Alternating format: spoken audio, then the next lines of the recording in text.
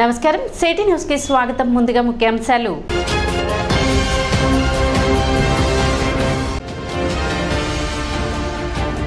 పట్టణంలో ఘనంగా స్వాతంత్ర సమరయోధులు సంఘ సంస్కర్త మాజీ ఉప ప్రధాని డాక్టర్ బాబు జగజీవన్ రామ్ వర్ధంతి వేడుకలు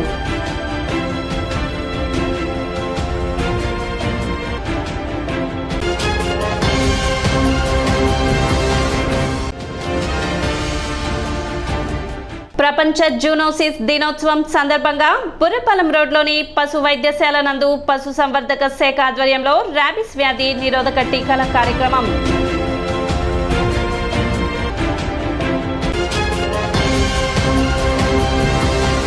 పట్టణ బుర్రపాలెం రోడ్లోని బీజేపీ కార్యాలయంలో జనసంఘ్ వ్యవస్థాపకులు శ్యాంప్రసాద్ ముఖర్జీ 123వ జయంతిని నిర్వహించారు. బీజేపీ తెనాలి పట్టణ అధ్యక్షులు అడప సంపత్రాయుడు ఆధ్వర్యంలో నిర్వహించిన ఈ కార్యక్రమంలో శ్యాంప్రసాద్ ముఖర్జీ చిత్రపటానికి పూలమాలలు వేసి నివాళులు అర్పించారు. దేశం కోసం ప్రాణత్యాగం చేసిన మహోన్నత వ్యక్తి శ్యాంప్రసాద్ ముఖర్జీ అని కొనియాడారు. ఆయన ఆలోచనలను నేటి పాలకులు అనుసరించడం సంతోషంగా ఉందన్నారు. యువత కూడా ఇటువంటి మహనీయుల ఆశయాలతో ముందుకు సాగాలని బీజేపీ నేతలు పేర్కొన్నారు. భారతీయ జనతా పార్టీ మాతృ సంస్థ అయిన జనసంఘ్ వ్యవస్థాపకుల్లో ఒకరైన శ్రీ శ్యాంప్రసాద్ ముఖర్జీ గారి యొక్క జయంతి ఈరోజు. వారి యొక్క ఆలోచన విధానం ఈ భారతదేశం ఎప్పటికైనా సరే విశ్వానికి గురువు కావాలన్న ఆకాంక్షతో వారు ఆ రోజునే పదనిర్దేశం చేశారు. అటువంటి నాయకుని ఆలోచనలో ఈనాటి భారతీయ జనతా పార్టీ ప్రభుత్వం కూడా నడవటం చాలా సంతోషదాయకం. 1901లోనే కలకత్తాలో జన్మించిన శ్యాంప్రసాద్ ముఖర్జీ అత్యంతమైన ఉన్నతమైన చదువులు చదివి భారతదేశంలో ఉన్న తొలి క్యాబినెట్లో కూడా మంత్రి పదం చేసి ఈ దేశంలో 2 జెండాలు 2 ప్రధానులు 2 సుప్రీంకోర్టుల విధానాన్ని వ్యతిరేకిస్తూ తన యొక్క పదవికి రాజీనామా చేసి ఆ రోజునే వ్యతిరేకించిన ఆ ఆర్టికల్ 370ని ఈ రోజునున్న భారత ప్రధాని నరేంద్ర మోడీ గారి నాయకత్వంలో ఆ ఆర్టికల్ 370ని తొలగించడం వారికి ఇచ్చిన గొప్ప నివాళిగా మేము భావిస్తాం. కార్యక్రమంలో బీజేపీ రాష్ట్ర కార్యవర్గ సభ్యులు Gajula Venkaiah Naidu, CH Vijayabhaskar Reddy, party senior నాయకులు అన్నవరపు వేణు, దారా సాయి గుప్తా, జార్జ్, శిఖర్ రవీంద్ర, వెంకటేశ్వరరావు, కొట్టారి వెంకటరామయ్య తదితరులు పాల్గొన్నారు. శ్యాంప్రసాద్ ముఖర్జీ గారి జయంతిని జరుపుకోవటం మన అదృష్టం. వారు 1901 జూలై 6వ తేదీన జన్మించారు కోల్కత్తాలో. ఆనాడే వారు రాజకీయ జీవితాన్ని ప్రారంభించిన తర్వాత కాంగ్రెస్ పార్టీలో ఉండి కేంద్ర మంత్రిగా కూడా పనిచేశారు. ఆ తర్వాత వ్యతిరేకించి జవహర్లాల్ నెహ్రూ గారితోటి ఈ దేశానికి తలమానికమైనటువంటి జమ్మూ కాశ్మీర్ని ఈ సరిహద్దులు సరైన విధంగా ఉండాలనేటటువంటి సదుద్దేశంతో ఆ రోజే ఆయన ముందుకు నడిచినటువంటి మహోన్నత వ్యక్తి. వారు చేసినటువంటి సేవలు మరువలేనివి. ఆ రోజే ఒకే దేశం, ఒకే ప్రజ, ఒకే చట్టం, అందరూ కూడా సమానంగా ఉండాలి, కుల మతాలకు అతీతంగా ఉండాలనేటటువంటి కోరుకున్నటువంటి వ్యక్తి, శక్తి ఆయన. అంగల్ కుదురు గణేష్ యూత్ చేస్తున్న సేవా కార్యక్రమాలు సమాజానికి ఆదర్శవంతంగా నిలుస్తున్నాయి. తెనాలి పట్టణ 7వ వార్డుకు చెందిన శంకర్ నాగసుకన్య అనే మహిళకు కిడ్నీ మార్పిడి నిమిత్తం అంగల్ కుదురు గణేష్ యూత్ ఆధ్వర్యంలో 45,000 రూపాయల ఆర్థిక సహాయం అందజేశారు. గణేష్ యూత్ అధ్యక్షులు వీరవల్లి మురళి ఆధ్వర్యంలో శనివారం అంగల్ కుదురు ఎన్టీఆర్ విగ్రహం వద్ద ఏర్పాటు చేసిన కార్యక్రమంలో నాగసుకన్య కుటుంబ సభ్యులకు విరాళాన్ని అందజేశారు. అనారోగ్యంతో బాధపడుతున్న మహిళకు తమ వంతుగా ఆర్థిక సహాయం అందచేయడం జరిగిందని, దాతలు ముందుకు వచ్చి ఆమెకు అండగా నిలబడాలని వీరవల్లి మురళి కోరారు. సహాయం చేయదలుచుకున్న దాతలు ఎవరైనా ఉంటే 83 17 67 22 96 నెంబర్ను సంప్రదించాలని కోరారు. కార్యక్రమంలో అంగల్ కుదురు గ్రామ ఉప సర్పంచ్ కనగల నాగభూషణం, బొద్దులూరి వేణు, గొల్లపూడి సాయి, గిరి, షేక్ సలాం, ముఖమల సుబ్బయ్య, దిలీప్ తదితరులు పాల్గొన్నారు. తెలియకుండా 2 కిడ్నీస్ డ్యామేజ్ అయిపోయినాయి. జనరల్గా కిడ్నీ ప్రాబ్లం అంటే ఏదన్నా షుగరు అలాంటి ఉన్నప్పుడు వయసు రీత్యా కిడ్నీస్ ప్రాబ్లం వస్తుంది. చిన్న వయసు అయినా కానీ 2 కిడ్నీస్ పాడైపోవటం అనేది నిజంగా చాలా బాధాకరం. నిన్నటిదాకా జగన్మోహన్ రెడ్డి గారి గవర్నమెంట్లో పేదవాడికి సామాన్యుడికి అన్ని విధాలుగా ఈ ప్రభుత్వం అండగా ఉంటుందని చెప్పేసి ఏ విధమైనటువంటి మెడికల్ సదుపాయాలు లేకుండా ఈ ప్రభుత్వం వ్యవహరించడం మనం చూసాం. దాదాపు లక్షలతో కూడుకున్నటువంటి ఈ ప్రాబ్లంకి మా గణేష్ సూత్ని ఆయన ఆశ్రయించి, మీరు దాతలు ఎవరైనా మాకు సహాయం చేస్తే మా కోడల్ని మేము ప్రాణాలతో ఈ ట్రీట్మెంట్ ద్వారా మేము దక్కించుకోగలుగుతాము అని చెప్పి మమ్మల్ని అడగటంతో మేము చేతి ఖర్చుల కింద ఈరోజు 45,000 రూపాయలు రాధాకృష్ణ గారికి ఈరోజు అందించడం జరిగింది. మంత్రి గారు మనోహర్ గారు కూడా సీఎం గారికి ఫార్వర్డ్ చేసి ప్రభుత్వం వైపు నుంచి కూడా హెల్ప్ అందే విధంగా నేను గట్టిగా చర్యలు తీసుకుంటానని చెప్పేసి మంత్రి గారు చెప్పడం కూడా చాలా సంతోషం. ఎవరైనా దాతల వైపు నుంచి కూడా సహాయం అందుతుందేమో సుకన్య గారికి అని చెప్పేసి వీళ్ళు ఆశిస్తున్నారు. బీజేఆర్ కమిటీ ఆధ్వర్యంలో బాబు జగజ్జీవన్ రామ్ 38వ జయంతిని ఈ శనివారం స్థానిక మారిస్పేట ఎరువుల బజార్ రోడ్లోని బీజేఆర్ కార్యాలయంలో నిర్వహించారు. ఈ కార్యక్రమంలో పలువురు ప్రముఖులు పాల్గొని దళిత జాతి అభ్యున్నతికి జగజ్జీవన్ రామ్ చేసిన కృషిని కొనియాడారు. దళితుల హక్కుల కోసం, అంటరాని వారి శ్రేయస్సు కోసం జీవితాన్ని అంకితం చేసిన మహోన్నత వ్యక్తి జగజ్జీవన్ రామ్ అని నివాళి అర్పించారు. ఆయన ప్రతి దళిత బిడ్డకు ఆదర్శప్రాయమని కొనియాడారు. భారతరత్న అవార్డు ఇచ్చి ఆయనకు సముచిత స్థానాన్ని భారతదేశంలో కల్పించాలని, అందుకు అన్ని రాజకీయ పార్టీలు ఏకతాటిపైకి రావాలని కార్యక్రమంలో పాల్గొన్న వారు కోరారు. బాబు జగజ్జీవన్ రామ్ గారి 38వ వర్ధంతి సందర్భంగా మారిస్పేటలోని మేకల సురేష్ గారి ఆఫీసు వద్ద జగజ్జీవన్ రామ్ గారి చిత్రపటానికి పూలమాలలు వేసి ఘనంగా నివాళులర్పించడం జరిగింది.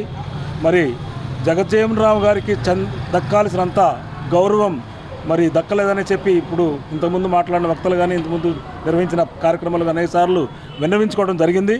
మరి అనేక మందికి భారతరత్న ఇచ్చి సత్కరించి ఈ దేశంలో గౌరవిస్తున్నారు. మరి బాబు జగజ్జీవన్ రామ్ గారు కానీ మరి ఆయన తాలూకా జాతి వర్గీయులు కానీ మరి చేసుకున్న పాపమో పుణ్యమో అర్థం కాదు. ఆయనకు ప్రాధాన్యతను ఇవ్వడానికి మర్చిపోయింది గవర్నమెంట్. అన్ని పార్టీలు కానీ అన్ని గవర్నమెంట్లు కానీ మర్చిపోయి ప్రవర్తిస్తూ ఉన్నాయి. మరి దీని మీద దళిత, బీసీ, ఎస్టీ వర్గాలు కూడా రాజకీయ ప్రతినిధులు కూడా స్పందించాలా, పార్లమెంట్లో కూడా ప్రస్తావన తీసుకురావాలా. ఈ కార్యక్రమంలో కమిటీ అధ్యక్షులు మేకల సురేష్, సెక్రటరీ సిద్దిల కమలాకర్ రావు, ప్రొప్రైటర్ పొన్నగంటి రత్నాకర్, న్యాయవాదులు ఇందుపల్లి రాజారాం, సుద్దపల్లి మురళి, ఏ జాస్మిన్, ఎంఆర్పీఎస్ మాజీ పట్టణాధ్యక్షులు కొండమూది బోసుబాబు, కొండమూది రమేష్, పినపాటి రాజేష్, కటవరం వినోద్, పినపాటి జనార్దన్ తదితరులు పాల్గొన్నారు. తెనాలి బీజేఆర్ కమిటీ ఆధ్వర్యంలో దళితులకు ఎనలేని కృషి చేసిన బాబు జగజ్జీవన్ రామ్ గారి 38వ వర్ధంతి ఈరోజు మా పెద్దల ఆధ్వర్యంలో ఇక్కడ నిర్వహించుకోవడం జరిగింది. తెనాలి బాబు జగజ్జీవన్ రామ్ కమిటీ తరఫున జగజ్జీవన్ రామ్ గారికి భారతరత్న ఇవ్వాలని మా కమిటీ తరఫున డిమాండ్ చేస్తున్నాం. ఆయన సేవలు ఏ ఒక్క శాఖలో పనిచేసినా కానీ ఆ శాఖలు ఎంతో ఉన్నతంగా వెలుగొందాయి. దళితుల అభ్యున్నతికి ఆయన ఎనలేని కృషి చేశారు. ఆయన కృషిలో భాగంగా ఈరోజు మేమందరం ఇక్కడికి వచ్చి రాజకీయంగా ఉన్నామంటే వారు చేసిన కృషే. వారి యొక్క భావాలను ఆదర్శంగా తీసుకొని అందరూ ముందుకు కొనసాగాలని కోరుతున్నారు. అనంతరం ఐతానగర్లోని బాబు జగజ్జీవన్ రామ్ విగ్రహానికి పూలమాలలు వేసి నివాళి అర్పించారు.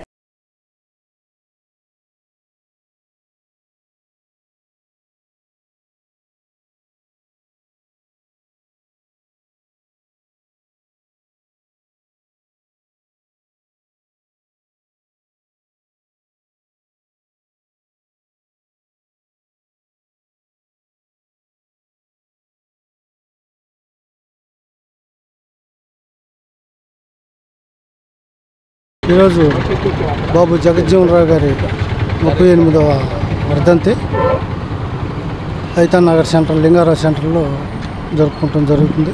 బాబు జగజ్జీవన్ రామ్ గారు బాల్యం నుండి విద్యాభ్యాసం నుంచి కుల వీక్షను ఎదుర్కొంటూ 2 కుండల సిద్ధాంతాన్ని నిర్మూలన చేసి, అలాగే స్వతంత్ర పోరాటంలో 27 సంవత్సరాలకే ఎమ్మెల్యే అయ్యి భారతదేశంలో ఒక రాజకీయ దురంధుడిలాగా, ఒక రాజకీయ భీష్ముడిలాగా ఆయన ఎన్నో పదవులు అలంకరించి ప్రతి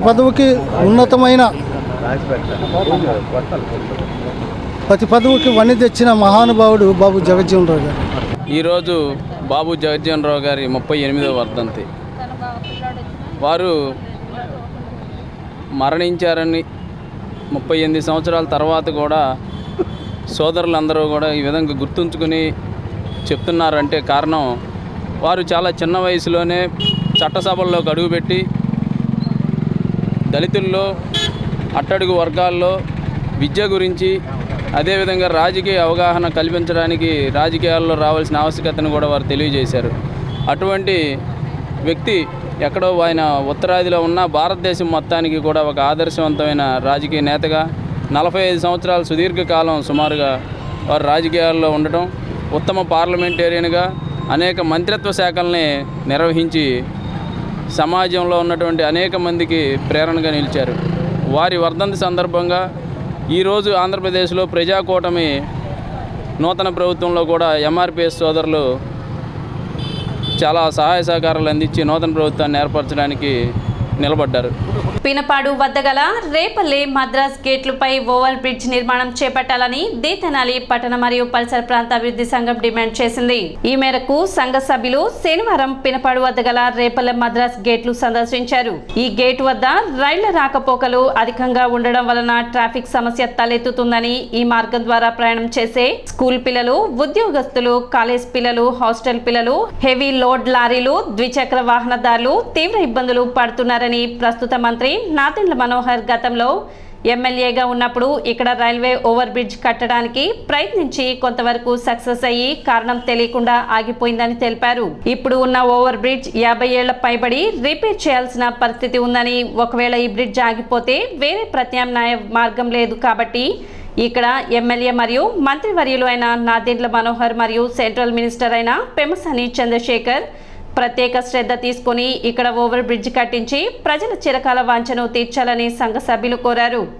కార్యక్రమంలో సంఘ అధ్యక్షులు దర్శి శివకోటేశ్వరరావు, రావూరి శివశంకర్రావు, రాజేష్, అబ్దుల్ ఆరిఫ్, వాకా పేర్రెడ్డి, అబ్రహాం లింకన్, బాబు ప్రసాద్, ఊలా సతీష్, రమేష్ తదితరులు పాల్గొన్నారు. మా సంఘ సభ్యులందరూ కూడా రేపల్లె అలానే మద్రాస్ గేట్ దగ్గరికి వచ్చాము.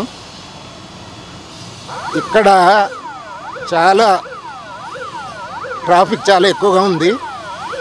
ఆ పైన చాలా హాస్పిటల్స్ ఉన్నాయి, చాలామంది ప్రజలు ఉన్నారు ఇటుకల్లే నుంచి వచ్చేవాళ్ళు. మేము వచ్చి 20 నిమిషాలైంది.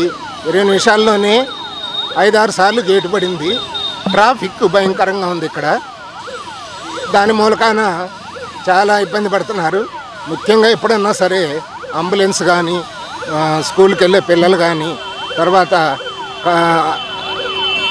జాబ్ ఉన్న వాళ్ళు వెళ్తానికి చాలా ఇబ్బందిగా ఉంది. గత 15 సంవత్సరాల క్రితమే ఇక్కడ శాంక్షన్ అయింది, ఓవర్ బ్రిడ్జ్ శాంక్షన్ అయింది మనోహర్ గారి టైంలోనే. కానీ తర్వాత అది చాలా సర్వేలు జరిగినాయి, ఆగిపోయింది. ఇప్పుడైనా సరే ఈ బ్రిడ్జ్ వేయాల్సిందిగా కోరుతున్నాం. ముఖ్యంగా పెమ్మసాని చంద్రశేఖర్ గారు మినిస్టర్ గారు అయ్యారు కాబట్టి గుంటూరులో ఇలాంటి బ్రిడ్జిలు వేయడానికి ఆయన ఆల్రెడీ చొరవ చూశారు.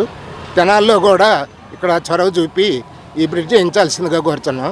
ఈ 2 గేట్ల మధ్య అతి సమీపంలోనే మా నివాసం.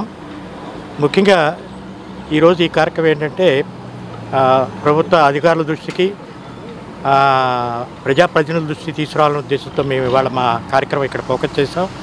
ఈ మెడ్రాస్ గేటు ముఖ్యంగా దీని గురించి వివరించాలంటే, ఇప్పుడు కోటేశ్వరరావు వివరించినట్టుగా 10-12 ఏళ్ళ కిందటే ఇక్కడ ఒక ఫ్లైఓవర్ శాంక్షన్ అయింది. కానీ ఏ కారణాల వల్ల అది ఆగిపోయింది. ఇది నిత్యం రద్దీ ఉండే ప్రాంతం అండి ఇది. ఇప్పుడు వారు వివరించినట్టుగా మేము వచ్చిన కొద్ది క్షణాలు, కొన్ని నిమిషాల్లోనే 4-5 సార్లు గేటు పడింది. ఇది నిత్యం ఇదే పరిస్థితి. దీనికి ఇంతకుముందు నిబంధనలు ఉండేవి, ఇంత టైంలోపు ఈ ట్రాఫిక్ని ఆపకుండా తీసేయాలని. ఆ బోర్డు ఎత్తేసారు. ప్రజల ఒత్తిడి పెరగడం వల్ల ఏమో తీటి లేదని. ముఖ్యంగా ఏంటంటే ఇటువైపు నుంచి పినపాడు, పాండురంగపేట, చెంచుపేట, అంగలకుదురు, ఆ పైన సంగంజాలముడి, ఈ ఏరియాస్ ఇటు నుంచి వచ్చేసరికి చుండూరు, వేటపాలెం, మోదుగూరు, ఇవన్నీ కూడా ఇటు నుంచి ప్రజలంతా కూడా టౌన్లోకి వెళ్ళాలంటే ఇది దగ్గర మార్గం. అట్లాగే ఇటు నుంచి ఈ 2 గేట్ల మధ్య నుంచి పరిమి కూడా అతి తక్కువ దూరం, 3 కిలోమీటర్లే. వీళ్ళందరూ ఎవరు ఊళ్ళోకి వెళ్ళాలన్నా, వైద్య నిమిత్తం వెళ్ళాలన్నా, సరుకులు కొనుక్కోవాలన్నా, పిల్లలు స్కూళ్ళకి, కాలేజెస్కి, కాన్వెంట్లకి బస్సులో వెళ్ళాలన్నా ఉద్యోగస్తులు మరి ఉద్యోగం గురించి టౌన్లోకి వెళ్ళాలన్నా ఇది ముఖ్యంగా మెయిన్ గేట్ అండి. దీని అవరోధం వల్ల అనేక ఇబ్బందులు పడుతున్నారు. ఇప్పుడు ఒక చిన్న విరామం.